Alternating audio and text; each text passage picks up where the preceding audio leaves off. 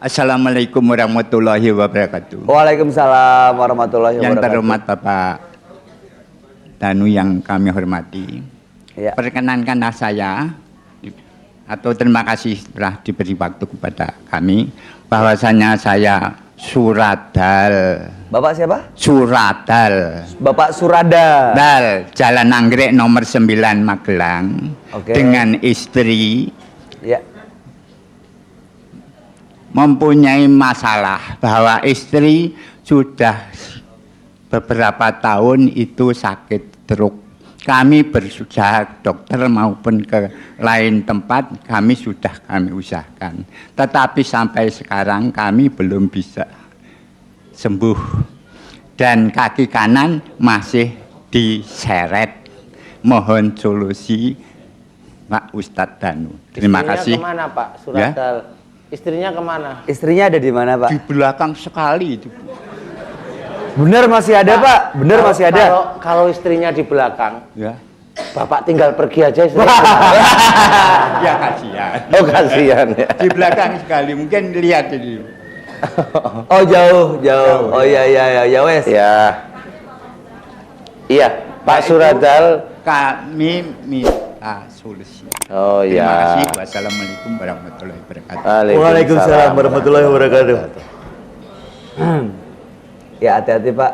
Iya. Kalau solusinya Stroke itu biasanya karena apa sih Pak Ustadz? stroke itu disebabkan karena biasanya orangnya agak antara pendiam dengan emosi itu banyak diamnya, tapi sebenarnya emosinya itu memang hampir setiap keadaan emosi, tapi disimpan marahnya.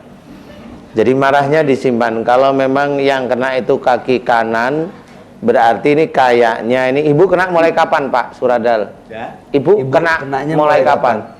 Kira-kira sudah 8 tahun. Walah, 8 tahun aja dokter nggak bisa ngobatin, apalagi saya Pak. Wah. Itu Pak Ustadz. Allah minta perantaraan Ustadz. Iya. Ya. Oh iya. Kan ada pengobatan secara kedokteran, ada pengobatan secara Islami, Pak Ustadz. Kalau saya sih memang melihatnya normal aja. Sebenarnya kalau stroke itu saya mengalami dan menyadari kalau stroke itu termasuk penyakit sulit. Jadi stroke itu penyakitnya mirip kanker. Kalau kanker itu sulit karena nanti larinya meninggal. Kalau stroke itu sulit karena jengkelin nggak sembuh-sembuh. Jengkelin, jadi penyakit yang jengkelin.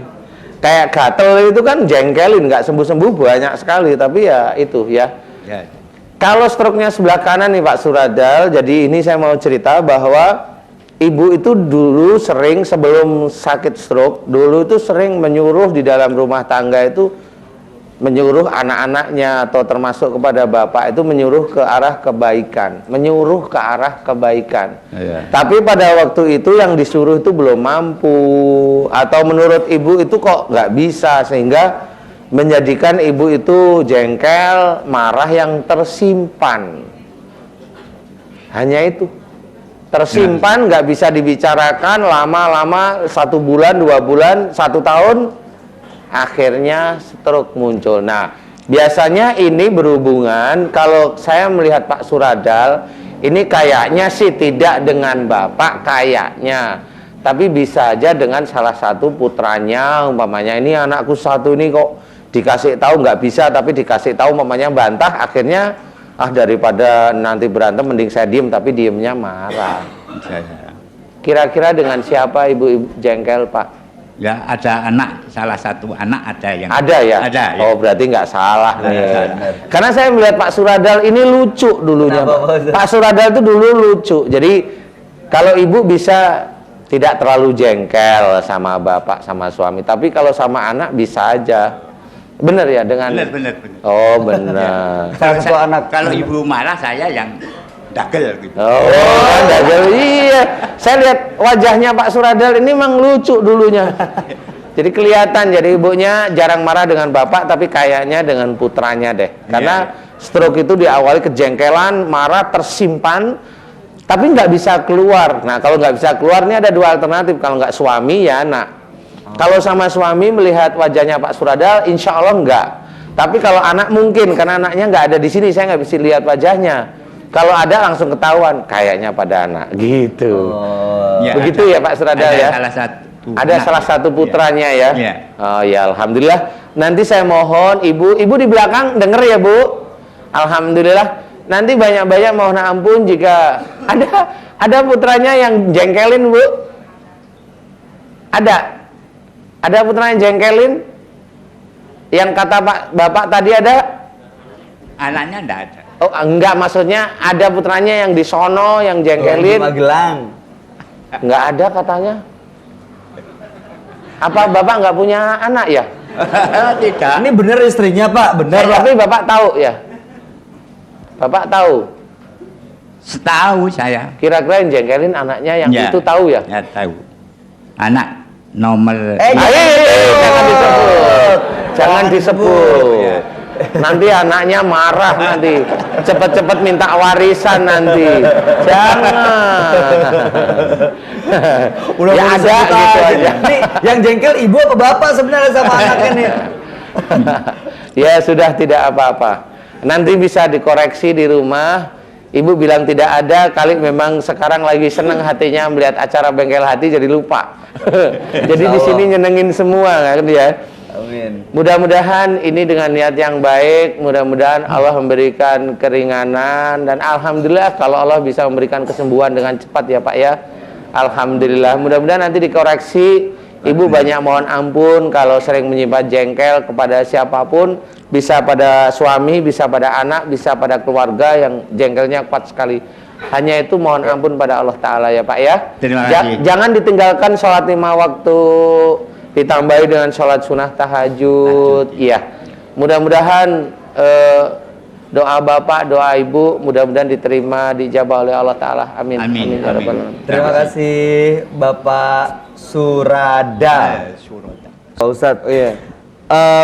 yang namanya jengkel, kesel, emosi itu kan kayaknya emang semua orang pernah ngalamin ya. Bapak-bapak pernah ada gak yang gak pernah marah?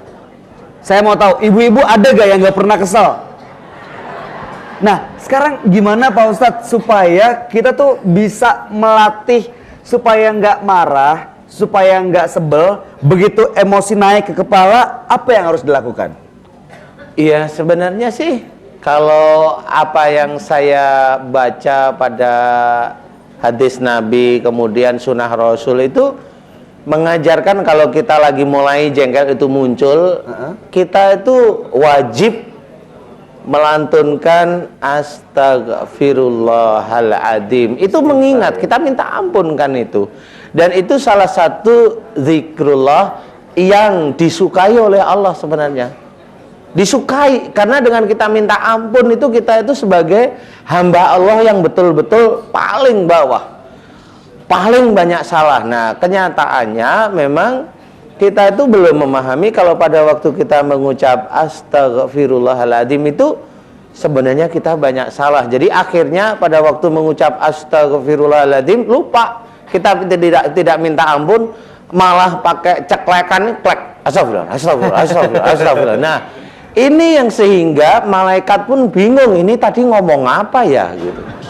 Karena diminta oleh Allah Ta'ala, kalau kita itu istilahnya membaca dalam bacaan, membaca dalam sholat, kita juga tartil, kan seperti itu. Betul. Kemudian kita juga membaca Quran, diminta yang tartil juga. Nah, pada waktu kita zikrullah mengucapkan umpamanya astagfirullahaladzim, ya jelas harus tartil ya, jelas sehingga malaikat itu mendengarnya jelas. Iya. Jadi bukan maunya dia niatnya istighfar, astagfirullah, astagfirullah, astagfirullah, astagfirullah. Itu saya sering melihat seperti itu, bukan seperti itu. Jadi Allah melihat bahwa yang dilihat, yang dinilai itu adalah kualitasnya. Tuh, benar-benar Ya, dipahami berarti. betul-betul ya, Pak Ustadz. dipahami. Oke, mudah-mudahan itu bisa kita jalanin ya Pak, Ibu. Iya. Sebenarnya kalau saya cerita ini klise saja, tapi tetap akan saya mencoba memberikan salah satu wacana. Kalau kita setiap hari ini, mudah-mudahan saya juga mengajak saudara-saudara saya, ayolah kita membaca Al-Quran walaupun satu ain ya. kita baca, kemudian kita baca tafsirnya sehingga mengetahui apa yang diperintahkan oleh Allah Ta'ala kepada kita, sehingga tidak menunggu Allah itu memberikan musibah, tapi yang kita tunggu adalah rahmat Allah Ta'ala. Jadi intinya adalah ayo kita membaca Al-Quran, rajin kita membaca Al-Quran dan juga membaca tafsirnya. Kalau sudah memahami tentang teori Al-Quran, teori tentang ilmu-ilmu Al-Quran, ayolah kita aplikasikan ayat-ayat tersebut ke dalam kehidupan kita sehari-hari, sehingga nantinya Allah akan banyak memberikan rahmatnya kepada kita, kenikmatan, kebahagiaan baik dunia maupun di akhirat kelak. Amin. Amin ya rabbal alamin. Baiklah, untuk semua usaha kita agar diberi kemudahan dan diridhai Allah Subhanahu wa taala, mari sama-sama pemirsa di rumah juga sama-sama kita berdoa yang akan langsung dipimpin oleh Ustaz Danu. Monggo Pak Ustaz. Ya, alhamdulillah jamaah Masjid An-Nida dan juga pemirsa Bengkel Hati yang dirahmati oleh Allah. Amin.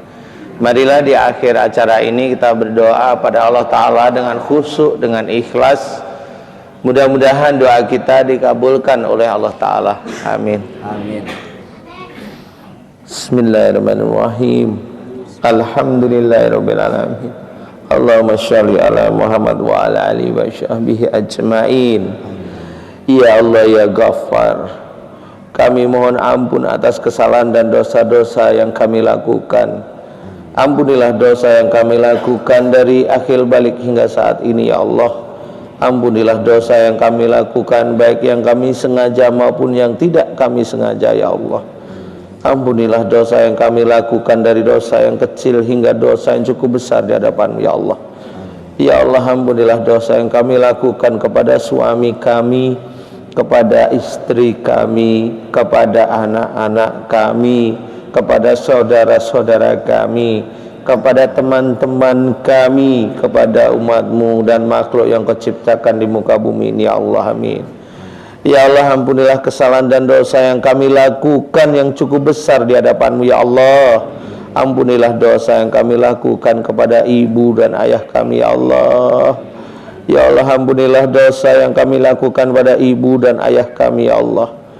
Ya Allah, kami juga mohon kepadamu, ampunilah kesalahan dan dosa yang dilakukan oleh ibu dan ayah kami yang kami sayangi ya Allah. Amin.